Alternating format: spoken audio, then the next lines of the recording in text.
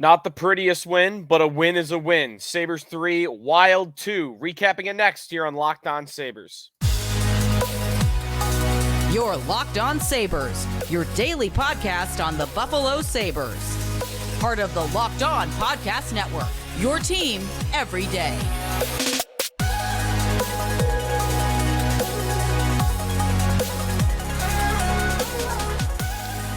And thanks for making Locked On Sabres your first listen every day. We are free and available wherever you get your podcast. Today's episode brought to you by Jace Medical. Empower yourself when you purchase a Jace case, providing you with a personal supply of 5 antibiotics to treat 50-plus infections. Get yours today at jacemedical.com. That's jasmedical.com.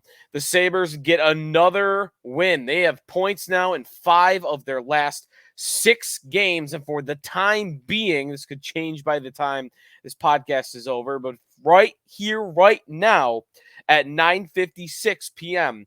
On Friday night, the Sabres are in a playoff spot for, again, the time being. We'll go through all the stats of the game, break down the goals. I got my 3 stars of the game, including the goaltender. What a performance by Devon Levi. Also, what a performance by Casey Mittelstadt. And then we'll look around at the rest of the league, what happened in the Sabres division. As, again, I mentioned, they are actually, as I just said this, there it is. A win by Toronto over Calgary, and the Sabres are 1 point out of a playoff spot, but they gain on a lot of teams here. Going through it all here on the show. Check out some of the stats. You can do it, by the way. Follow us on Twitter at Sneaky Joe Sports, at Locked On Sabres. You can check out our YouTube account where you can watch the show as well. You can like and subscribe there. Always appreciate that. Where you can check out these stats visually.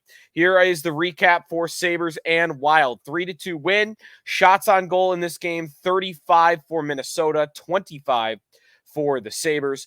The power play, a big story in this game. The Sabres power play continues to struggle. 0 for 4. They got a couple of chances in this game on the power play, but didn't look overly threatening to me. The Wild, meanwhile, go 2 for 5. One of the first games of the year where it felt like the Sabres penalty kill let them down. The Sabres did not allow a goal at even strength, but they let 2 goals in on the power play. Scoring chances at 5-on-5 in this game were 28 in favor of Minnesota to 12 for Buffalo. Shot attempts at 5-on-5, 46 for the Wild, 36 for the Sabres, and the expected goals for in this game, 4.9 for Minnesota to 2.3 for Buffalo. That means Devon Levi saved almost 3 goals above expected in one single game, which is an unbelievable feat if you're familiar with that stat. So Levi, of course, we'll get to him. He was incredible in this game. Henry Jokiharju, Jeff Skinner, and J.J. Peterka are your goal scorers. Owen Power, Peterka, Skinner, and Tage Thompson all get assists in this game. And you know what? Like, even the numbers show it there. They were outshot. The scoring chances were way in Minnesota's favor. The Sabres did not play that great in this game. I thought the second period, especially, they were getting run over, and Devon Levi really carried them through.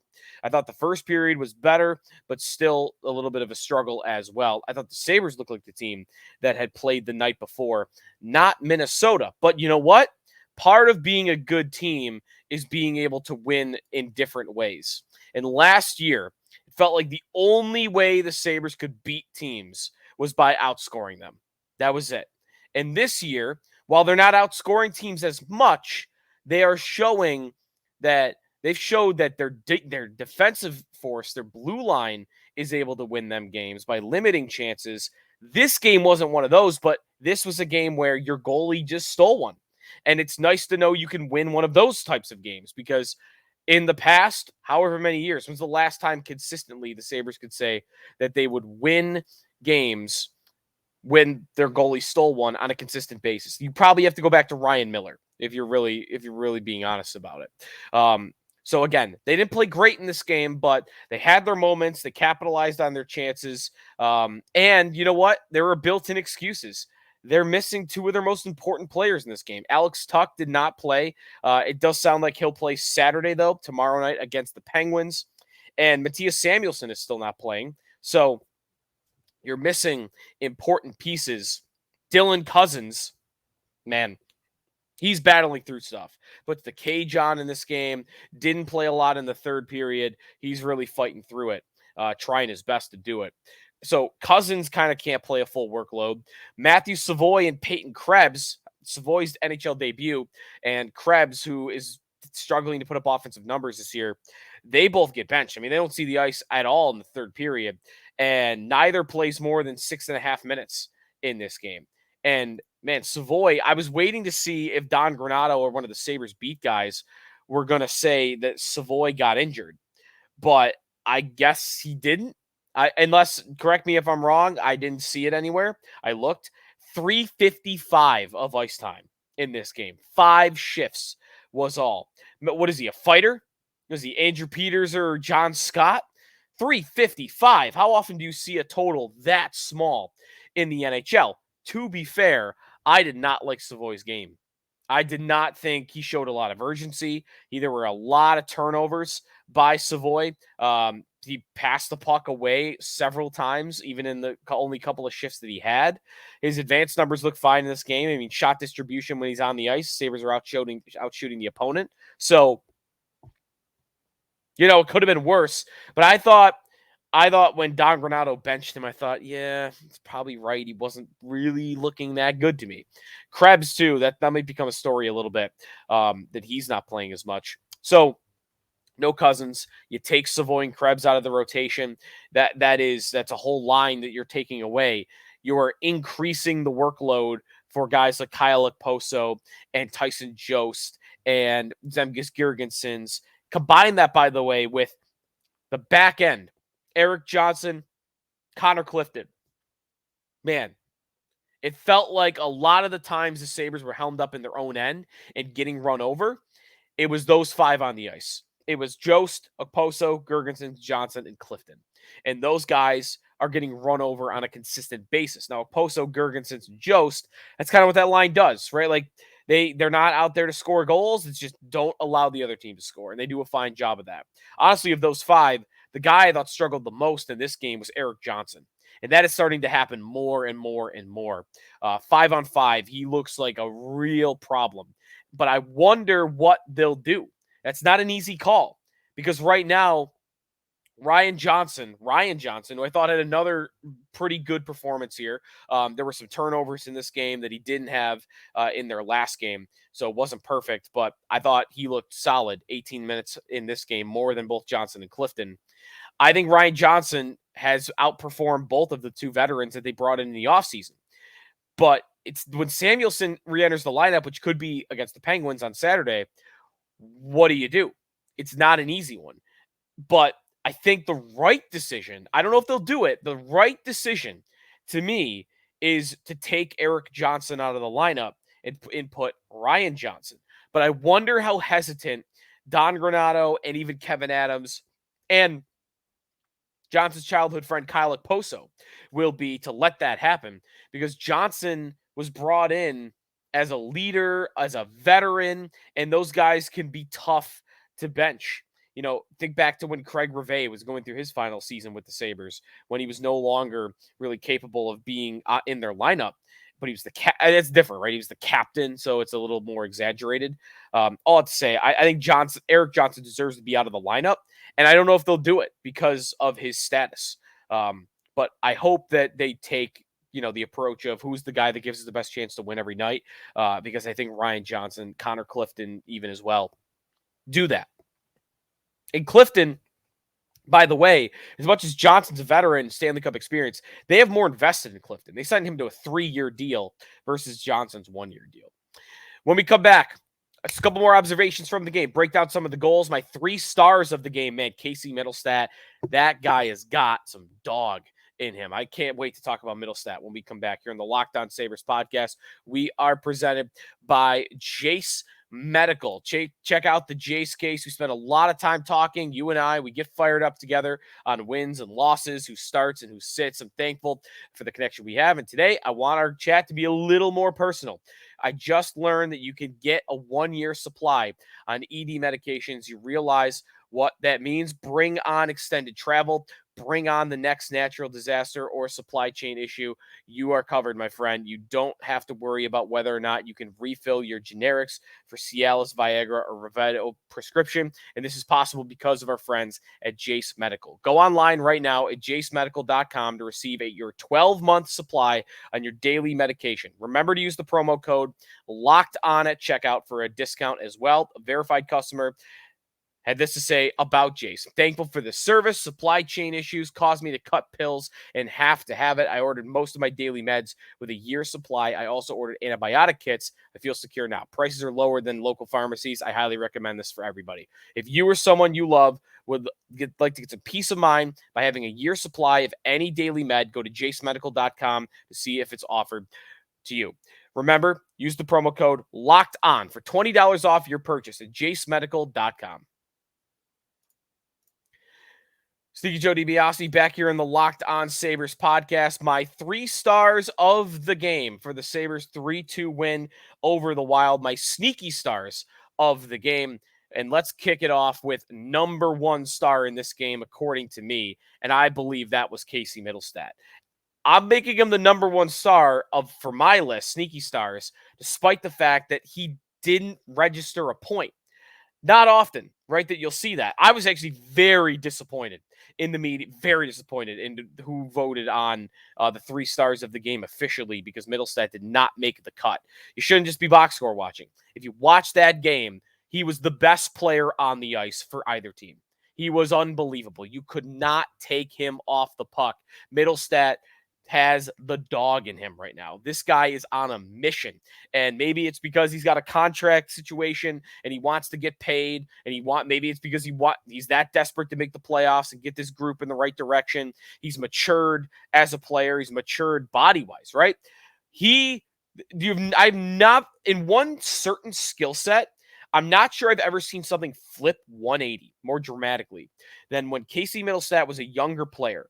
And he was the easiest player ever to take off the puck. It was one of my number 1 top complaints about him was how easy he was to take off the puck. And now he will carry you on his back and he will still go to the net. He will carry you on his back and still make the right pass. You cannot take the puck off Casey Mittelstadt anymore. You cannot do it. He is going to stick his butt out at you. He's going to carry you on his back, and you're just not going to get it from him. He's going to make the right pass. He's going to get scoring chances. He's got vision. He is calm, cool, collected. He is skating at 100 miles an hour whenever he needs to be. The acceleration is there. I mean, he has become a fully formed, well-rounded player. And Granato was entrusting him in the third period. He looked like he was going out there every other shift in the important minutes of that game. He plays 22 minutes and 18 seconds. Only Jordan Greenway played more in this game than Mittelstadt, and it was only by 13 seconds. Mittelstadt was, I thought, incredible in this game. I thought he deserved to be the game's number 1 star, despite the fact that he didn't register a point. My number 2 sneaky star in this game is absolutely Devon Levi. Levi stole them the game. 33 saves on 35 shots. As I mentioned, the expected goals in this game for Minnesota were 4.9, and that's exactly what I thought.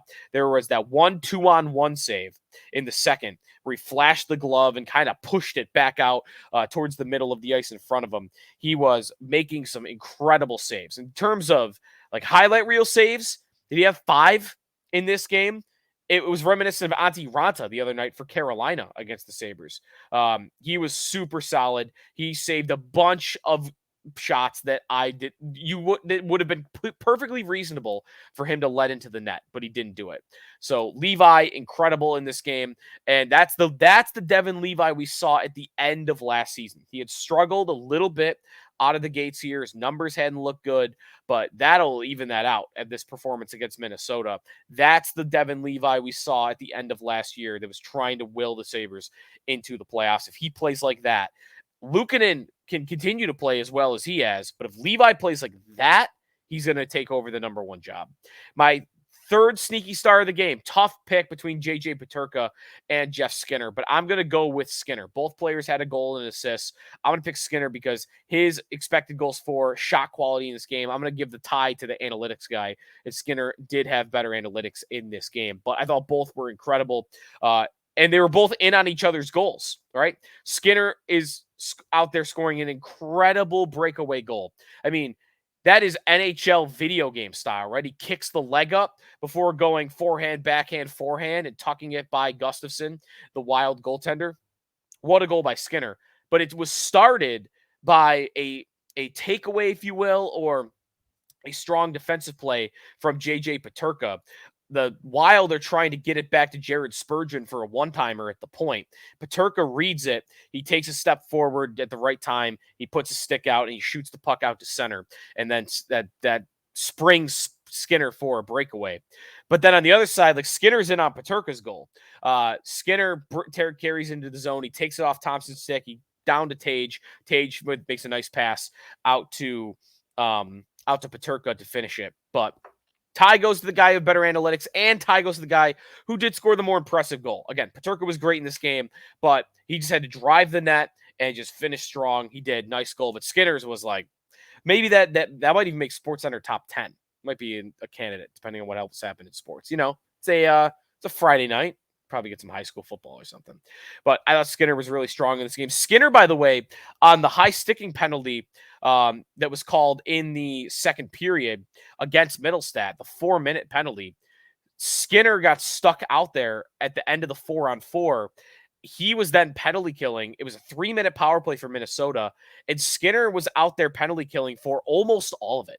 He got stuck out there, and I thought he did a pretty solid job. He was trying to battle for pucks as best he could. He doesn't have the reach really to affect shooters like Thompson and Greenway do, but I thought Skinner gave it his all on that one. There's also that moment where he was being psychotic, screaming for a whistle. Love watching Jeff Skinner play. But again, story of this game might be that Devon Levi stole it. It's another way the Sabres can win. They now have 2 goalies that are capable of stealing them a game. I'm not sure they're going to do it all that consistently, but you know, Levi might, and I think Luukkonen is showing that maybe he can too. But either way, they got a couple goalies now that if they can start stealing games for them, then that really will relieve the pressure on the offense to have to score. You know, last year was 4 or 5 goals a game. Timeout here when we come back. Look at the standings. What else happened in the league? It was a good night if you look at the standings, and what else is happening in the division has been good for the Sabres. Before actually we take a timeout, I do just want to break down the goals really quick, give some more shout outs on that one. The first goal, because I already went through Skinner and Peterka's goal, but Joki Harju. I almost bet Joki Harju anytime goal scorer. I don't know what in me decided to do it. I didn't end up betting it. He was plus 1,100. Really what it was I was looking at his numbers earlier today, and I wanted to see, like, are his advanced numbers reflective of my eyes? Because my eyes are saying that Joki Harju is having his best maybe his best season. Like, he has been really good this year. I wanted to see someone replace him on the second pair with Owen Power. And Joki Harju has come out this year and has played great playing with Owen Power. And I don't need to replace him in the top 4 right now. So the reason, though, I thought about Joki Harju anytime goal scorer was I was looking at his hockey reference page. His career high in points is 19. Last year, he had 13. And with the goal scored here, that's his second goal of the year. By the way, his career high in goals is 4. That's his second goal of the year. He's now got 7 points in 14 games. I mean, he's not going to keep this up. Henry Joki Harju he's on pace for 41 points. He's not going to have 41 points. I know. But he's going to smash his career high, isn't he? And what's the goal? Like, the goal is, he needs a little bit of luck, right? The goalie not being able to see it. It's a nice screen by Tage Thompson, but it's a well-placed shot. It's a snap shot, not quite a full slapper, like he scored against Philly the other night. But But the offensive part of his game maybe has bounced up a little bit. I mean, at least the numbers have. And defensively, I thought he's been better too. So just wanted to give a shout out to Yoki Haru. One-timer there. It was good sustained pressure by the Sabres. Power put it right in his wheelhouse. And again, like if I were giving credit pie out for that goal, I would give most of the credit to Thompson because I think the screen is really what makes that goal. But Yoki Haru still had to put it on the spot there. But again, 7 points in 14 games is kind of funny for Henry Yoki Haru. When we come back, look around the league. That's coming up in the Locked On Sabres podcast. We are presented by Parkview Advance. As a business owner, you realize there are times when receivables might fall behind. That doesn't mean you need to fall behind on vendor payments, payroll, or rent. For more than 25 years, Parkview Advance has helped businesses secure working capital from $5,000 to $1.5 million. Parkview Advance can approve your working capital in as little as 24 hours. It's a much easier process than you might imagine. We invite the many entrepreneurs that are Locked On NHL fans to learn more by calling us at 203-675-0071 or go to parkviewadvance.com. If your business needs working capital, call Parkview Advance today. Parkview Advance, helping businesses with their working capital. Go to parkviewadvance.com. Sneaky Joe DiBiase back here on the Locked On Sabres podcast. Sabres are not a playoff spot. They were for a minute there, maybe like 20 minutes before Toronto leapfrogged them once again for the second wildcard spot. But 15 points in 14 games. They've won 5 of their last 6, 6-3-1 in their last 10. They have gained ground on a lot of teams ahead of them, and they have leapfrogged. In the last 10 games, they've leapfrogged everybody. Ottawa, Columbus, Pittsburgh, Philly, the Islanders, the Montreal Canadiens, and the Washington Capitals. And they are flirting with some good teams that are right above them. The record still doesn't look incredible. They're 7-6-1, which in essence is 7-7. They have 7 wins and 7 losses. They have a +1 goal differential. It's right about average, you know? But they've started to turn things around here after a bit of a slow start. And the good news for the Sabres right now, when you look at the long term, the big picture, all the other teams in the division, except for Boston and Florida, are really struggling. Boston is 11-1-1. I apologize for getting everyone's hopes up that they could finally be shot. I'm never going to do it again. I probably will make the mistake again, but I will promise to try to not doubt Boston again. By the way, Sabres and Bruins on Tuesday. That'll be a big one. Florida has won 3 in a row. They've won 7 of their last 10. They're now 8-4-1 in the season. I thought Florida was almost a lock to be a top 3 team this year in the Atlantic, and that looks like that's on the way to happening. Everybody else is either struggling or is falling back hard to the pack. Detroit is now in the 3rd spot, and they only have 4 wins in their last 10 games played. They're 7-5-2 on the season. And remember, there was a time when the Sabres were like 8 points back. Not that long ago. I mean, a week ago. 2 weeks ago, maybe is more right. The Sabres were 8 points back of the Detroit Red Wings, whereas now the Sabres are 1 point back of the Detroit Red Wings. And they've played the same amount of games. Not like the Sabres have played more games or anything. So I predicted that. I still believe the Red Wings are going to fall and miss the playoffs, and they're going to be closer to the Montreals of the world than the Buffaloes and the Tampas. But so far, they're hanging around because of a hot start, but I do think that's going to end soon. Tampa has 6 wins and 8 losses on the season. Now, 4 of their losses are in overtime. I do think we are seeing what I'm 1 for 2. I predicted the downfall of Tampa and Boston. Boston, it's not happening. Tampa, it might be happening. Now, remember, though, they don't have Andrei Vasilevsky. They've probably got another month, at least, before he returns. So, if the Sabres want to be above Tampa, they might, for the season, they could really use them falling apart here before Vasilevsky gets back. Toronto also, weirdly, has been struggling a lot. Now, they get a win.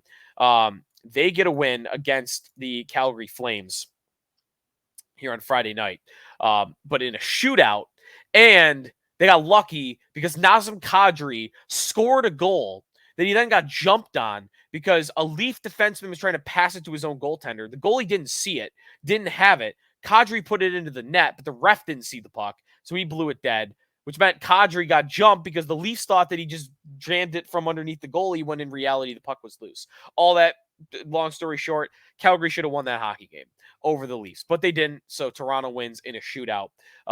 They go 1 point above the Sabres at 16 points. And again, I think the Leafs are too talented to not be an automatic playoff team. I think they'll be fine. I think they'll make it. I don't feel the same about Tampa, and I certainly don't feel the same about Detroit. So, good news for the Sabres is that there are teams above them that are struggling in the division, but Tampa and Detroit are the two teams to really watch. The other good news, who behind them are you really that worried about right now? Because the two teams I might say on paper I'd be most worried about, Pittsburgh and Ottawa. Pittsburgh has won 3 in a row, but that should tell you how slow a start they got off to. They've won 3 in a row, and they're still 4th from the bottom in the East right now with 12 points, 3 behind the Sabres. Ottawa's in dead last still. Ottawa's game's in hand, but Ottawa's in dead last. Those two teams are the most talented. Washington, Montreal, the Islanders, the Flyers, and the Blue Jackets. I'm really just not that worried about those teams. So I think you might see a little bit of a separation from the pack coming up in the next couple of weeks. That, there was this season happened 2 years ago where by November, we knew who was making the playoffs in the East. I don't know that we'll know who make the playoffs in the East by the end of November, but we might have a finite list of who's going to be competing for playoff spots, who's going to be a serious competitor, and I do believe the Sabres will be in that list, and maybe one other team, maybe Ottawa or again Pittsburgh that are currently out of it could. But hey, Pittsburgh, that's the Sabres' next opponent, big game, head to head. You can bury them or help bury them on Saturday night. And while the Sabres are playing the second of a back-to-back, Pittsburgh is coming from the West. They had their Western Conference trip. They flew back from LA here on Friday. So I was no saying that they're just going to be juiced up and ready to go for this game either. And again, maybe Pittsburgh on paper has the talent to do it, but I think their goaltending is strong. I don't think it's going to do it. I think their goaltending is too poor to overcome their age and the amount of goals that they've been letting in. So Pittsburgh and Buffalo. We'll see if Alex Tuch re-enters the lineup, maybe Samuelson, and I might want to think Matthew Savoie is an automatic to come out of the lineup. So hopefully you'll enjoy the game against the Penguins on Saturday, and we'll talk to you after the game is over. So thanks everybody for listening. Sabres win 3-2 over the Minnesota Wild. Thanks for making Locked On Sabres your first listen, part of the Locked On Podcast Network, your team every day.